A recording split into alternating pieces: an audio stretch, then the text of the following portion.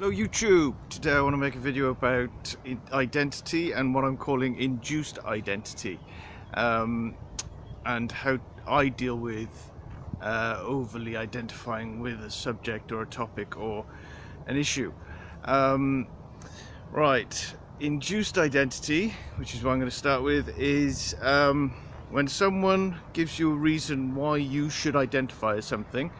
So they might say, do you believe in equality between the sexes? Therefore you are a feminist. And, well,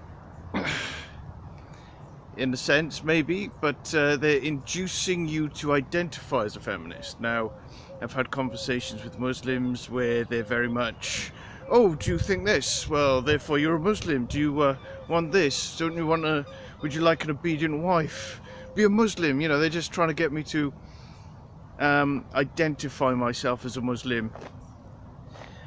Once I have identified myself and attached myself to an idea of being the thing that someone's trying to get me to attach myself to, then you can then start to be molded by the idea. You can have, oh, well, then you're not a real Muslim. Or, oh, you're not a proper feminist, or you should be this sort of feminist who thinks this sort of thing. Or once you are attached to an idea, once you've formed an identification with the idea that with the idea that they're attempting to induce you into identifying with. So that's induced identification. Having an identity at all.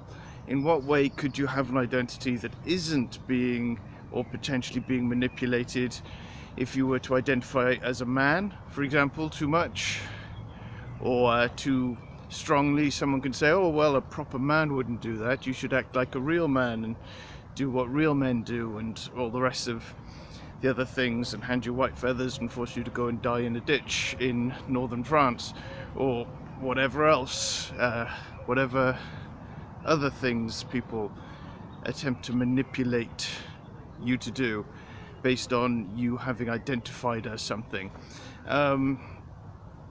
So, identity. Is it always bad? Potentially. Hold identities lightly. How I hold identities lightly is I run them through the system that I spoke about in my relationship with truth. Now, that system is basically, I am a man, I'm not a man, I both am and I'm not a man, I am not a man, I both am and I'm not a man, I neither am or I'm not a man, that's the one. So, I am a man, I'm not a man, I both am and I'm not a man, I neither am or I'm not a man.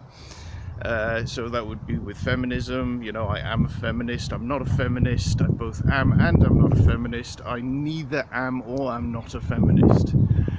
That's the system I use to help me release an overly tight grip on an identification. Because if I have a very tight grip on an identification, then people can use it to, well, exploit me and delude me, or just attempt to bend me to their will or whim, or however else people wish to, you know, all of the other general ways that systems and people utilize identification to shame or make feel inadequate in some way. Yeah, so I guess that's everything I wanted to say on identity. The perils of having an identity, and the reasons why some people attempt to make you have an identity.